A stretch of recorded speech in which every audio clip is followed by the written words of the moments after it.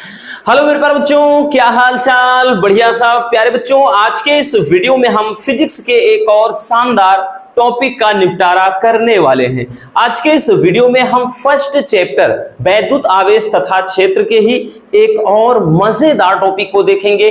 Topic हमारा है बच्चों वैद्युत द्विध्रुव और वैद्युत द्विध्रुव आघूर्ण। यानी इसमें दो टॉपिक हैं, एक तो वैद्युत द्विध्रुव और वैद्युत द्विध्रुव आघूर्ण। इसमें सबसे ज्यादा जो पूछा जाता है बच्चों वैद्युत द्विध्रुव आघूर्ण की परिभाषा, मात्रक व विमा। हर साल किसी न किसी सेट में तो ये पूछा ही जाता है। ठीक है, चलिए देख लेते हैं। बहुत ही सिंपल तरीके से कॉपी और पेन साथ में होना चाहिए बच्चों, इसको अच्छे से नोट करते चलिए। और जितने भी आपको प्रीवियस मतलब देखने हैं वीडियो, तो भाई उनको आप प्लेलिस्ट में चेक कर सकते हैं। प्लेलिस्ट में पूरा वीडियो एक क्रम से पड़ा है। ठीक है, चलिए बच्चों, सबसे पहले हम जानेंगे वैद्युत द्विध्रुव को। ठीक, कि वैद्युत द्विध्रुव किसे कहते हैं। वैद्युत द्विध्रुव, देखिए नाम से ही जाहिर हो रहा है बच्चों, द्विध्रुव यानी जिसमें दो ध्रुव हो। ठीक है ना, जिसमें क्या हो, तो भाई जो पोल है यानी दो हो, दो ध्रुव हो, तो वैद्युत द्विध्रुव।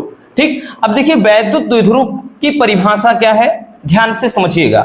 हम करते क्या है बच्चों कि दो समान और विपरीत प्रकार के आवेश को एक दूसरे से कुछ दूरी पर रख देते हैं। जैसे एक यहां पर रखा है आवेश, मान लेते हैं कि भाई प्लस क्यू आवेश है, और एक बिंदु यहां पर है, हमने यहां पर रख दिया बच्चों माइनस क्यू आवेश। ठीक है, मतलब दो बिंदु हैं, एक बिंदु यहां पर है, इस पर हमने प्लस क्यू आवेश रख दिया, और दूसरा यहां पर है, हमने इस पर माइनस क्यू आवेश रख दिया। अब मतलब इनके जो परिमाण हैं वो बराबर हैं, लेकिन आवेश क्या है, इन पर विपरीत है। एक पर धनावेश है तो दूसरे पर ऋणावेश है। अब इनके बीच की जो दूरी है उसको अपन मान लेते हैं कि जो इनके बीच की दूरी है वो क्या है, 2l है।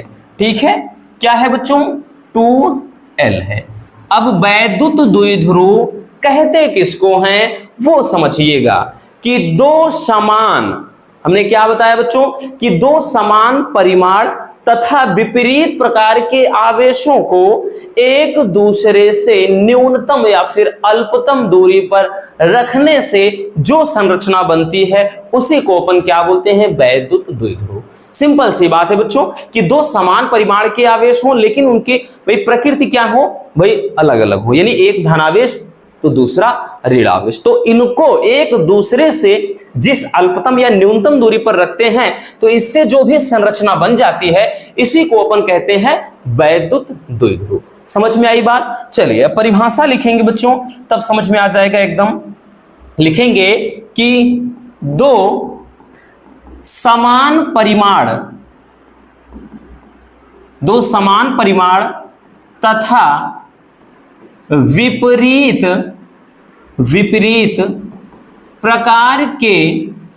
प्रकार के आवेशों को एक दूसरे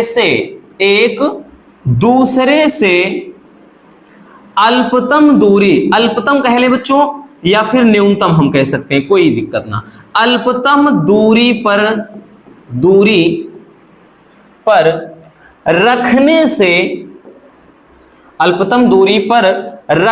से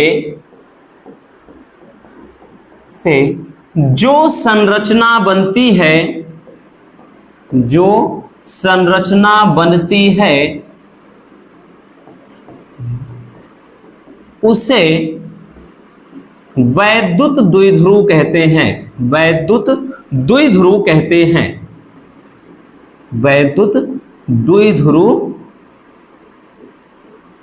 कहते हैं।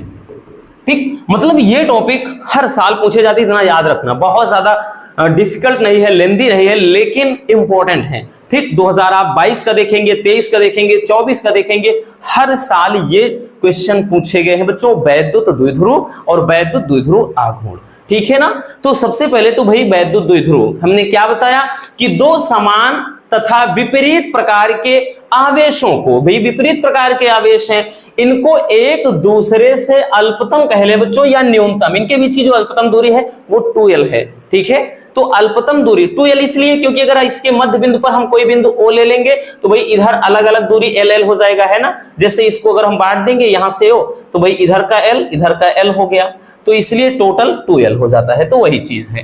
ठीक, तो एक दूसरे से बच्चों अल्पतम या फिर कह लें न्यूनतम दूरी पर रखने से ये जो निकाय तैयार होता है या जो संरचना बनती है बच्चों, उसी को बोलते हैं वैद्युत द्विध्रुव। ठीक, ये तो रहा वैद्युत द्विध्रुव। अब हम देखेंगे बच्चों वैद्युत द्विध्रुव आघूर्ण, जो सबसे ज्यादा इंपॉर्टेंट है। ठीक है ना, ये तो है लेकिन सबसे ज्यादा जो इंपॉर्टेंट है वो है वैद्युत द्विध्रुव आघूर्ण।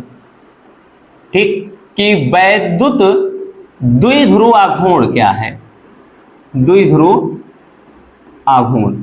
अब देखिएगा ये परिभाषा तो आपको रटना ही नहीं है, 100% बच्चों ये गारंटी है कि भाई आपको रटाएंगे नहीं, रटना तो है ही नहीं। अब वैद्युत द्विध्रुव आघूर्ण क्या होता है, अब वैद्युत द्विध्रुव आघूर्ण समझने के लिए इसको देखिएगा। तो इसमें क्या होगा बच्चों कि दोनों आवेशों में से कोई एक आवेश, यानी इन दोनों आवेशों में किसी एक आवेश का मान तथा इनके बीच की जो अल्पतम या न्यूनतम दूरी है, इसके गुणनफल को ही वैद्युत द्विध्रुव आघूर्ण कहते हैं। हमने क्या बताया कि इन दोनों में से किसी एक आवेश का मान तथा इनके बीच की जो अल्पतम या न्यूनतम दूरी है, उसके गुणनफल को ही कहते हैं वैद्युत द्विध्रुव आघूर्ण। अब तो समझ में आ गया। तो भाई हम परिभाषा क्या लिखेंगे बच्चों, परिभाषा लिखेंगे, हमने क्या बताया कि दोनों आवेशों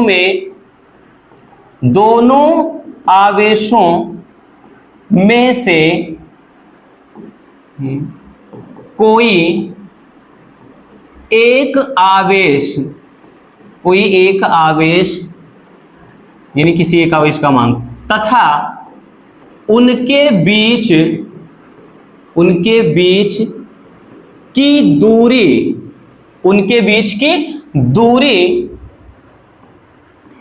के गुणनफल को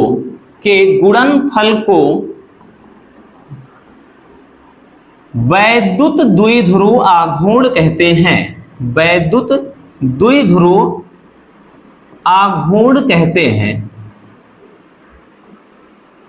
वैद्युत द्विध्रुव आघूर्ण कहते हैं। ठीक है, और इसको बच्चों P से दर्शाया जाता है, तो इसे P से दर्शाते हैं।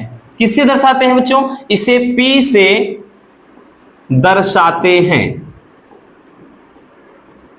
ठीक, अब इसको हम लिखेंगे भाई, हमने क्या बताया कि भाई दोनों आवेशों में से कोई एक आवेश यानी Q और इनके बीच की दूरी यानी 2l का जो गुणनफल होगा वही वैद्युत द्विध्रुव आघूर्ण होगा। यानी P बराबर क्या हो जाएगा बच्चों, दोनों आवेशों में कोई एक आवेश तथा उनके बीच की दूरी यानी 2l के गुणनफल को ही क्या कहते हैं। तो भाई हमने बताया कि इसके गुणनफल को ही कहते हैं वैद्युत द्विध्रुव आघूर्ण। या फिर इसको ऐसे भी लिखा जाता है बच्चों, इसको ऐसे भी लिखते हैं कि P बराबर 2QL, मतलब इसको ऐसे भी लिख सकते हैं। ठीक है ना, तो ये आगे पीछे आप किसी भी तरह से ऐसे कर सकते हैं।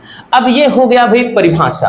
अब इसमें सब चीज जान लेते हैं कि कौन क्या है, इतना तो बताने की जरूरत है ना बच्चों, पहले भी बता दिया। P क्या है, वैद्युत द्विध्रुव आघूर्ण है। ठीक, Q क्या है, आवेश है। 2l क्या है, तो ये द्विध्रुव के बीच की दूरी है। 2l क्या है बच्चों, द्विध्रुव के बीच की दूरी। यहां पर आप देख सकते हैं ना कि वैद्युत द्विध्रुव के बीच की दूरी है 2l है। ठीक, अब यहां से ये चीज हो गया भाई। अब हम लिखेंगे मात्रक। इसका मात्रक क्या होगा बच्चों, मात्रक क्या होगा, ध्यान से देखिएगा। तो इसका मात्रक हो जाएगा, अब देखिए आवेश का मात्रक कूलाम, आवेश का मात्रक कूलाम, और L क्या है बच्चों, ये भले ही 2 है चाहे 3, भाई यहाँ पर 3 हो 4 हो, इससे क्या मतलब है। तो L यानी लेंथ ही लंबाई, लंबाई का मात्रक मीटर। तो भाई इसका जो मात्रक हो जाएगा वो हो जाएगा बच्चों कूलाम मीटर। ठीक, कूलाम मीटर, या फिर इसको ऐसे भी लिखा जाता है, ये C कूलाम हो गया और ये मीटर। सेंटीमीटर मत समझ लेना भाई, सेंटीमीटर को अपन ऐसे लिखते हैं, ठीक है ना, मतलब सेंटीमीटर को ये स्मॉल में लिखा जाता है सेंटीमीटर। ये C कैपिटल में, मतलब ये बड़े में C है। ठीक, तो ये कूलाम मीटर है, सेंटीमीटर ये है। ठीक है। अगर जैसे m और c हो जाता है तो फिर मिली कूलाम पढ़ते हैं, तो ये चीज ध्यान देना, कूलाम मीटर हो जाएगा। या फिर इसी का एक मात्रक और होता है बच्चों, इसी का एक मात्रक होता है डीबाई, बहुत बार पूछा गया है भाई, याद रखना। तो इसका एक मात्रक ये हो जाता है क्या चीज, डीबाई। तो भाई कूलाम मीटर या फिर डीबाई हम कह लें, तो डीबाई भी इसी का मात्रक है। तो ये हो गया मात्रक, ठीक है ना। तो भाई परिभाषा हो गया, मात्रक हो गया। अब इसका विमा क्या होगा बच्चों, डायमेंशनल फार्मूला। विमा क्या हो जाएगा, देखिए विमा कैसे निकालते हैं, हमने पहले भी बताया। क्यू क्या है बच्चों, क्यू बराबर होता है I इंटू टी। तो I है, I धारा, इसका एम्पियर हो जाएगा A, समय T है तो भाई इसका T, तो ये मतलब कितना हो जाएगा, ये इसको ऐसे लिख सकते हैं ना AT, ये AT लिख सकते हैं क्यू का। अब उसके बाद L है, लेंथ का, लंबाई का, तो भाई L ही होगा, ठीक है। तो ये हो जाएगा इसका जो विमा निकालेंगे, तो क्यू का हमने बताया तो क्यू बराबर I इंटू टी, यानी ये AT हो गया, ठीक, AT हो गया। और उसके बाद यहां पर क्या था बच्चों, L का हम केवल और केवल L ही लिखेंगे, ठीक है। याद रखना AT कहां से आया, क्योंकि बच्चों Q बराबर I इंटू टी अभी बताया।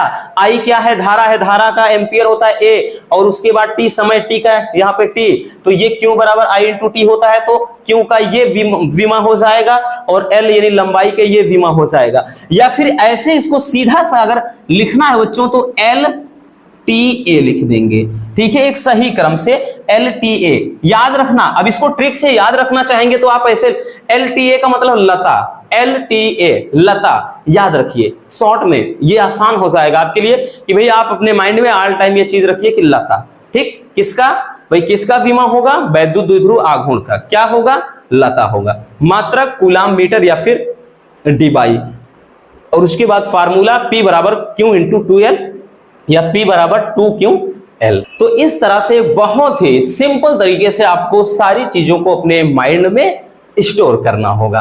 तो चलिए बच्चों इसको स्क्रीनशॉट कर लीजिए। भाई पहले ये है वैद्युत द्विध्रुव है, ठीक, इसको इतना कर लीजिए, हो गया।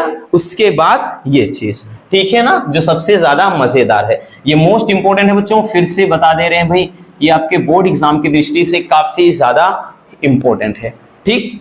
चलिए इसको स्क्रीनशॉट कर लीजिए, हो गया। तो बस आज के इस वीडियो में इतना ही। उम्मीद है ये सेशन भी आपके लिए काफी ज्यादा लाजवाब रहा होगा। अगर वीडियो पसंद आई हो तो प्यार से एक लाइक जरूर कर देना, और नए हैं तो चैनल को सब्सक्राइब जरूर कर लीजिए। Love you, bye bye, take care. और हाँ, अब परेशान नहीं होना है बच्चों, ये सारा कुछ निपटाने के बाद पहला चैप्टर फिनिश होगा तो हम न्यूमेरिकल चलेंगे, फिर हम दूसरे चैप्टर में जाएंगे, परेशान तो होना ही नहीं है।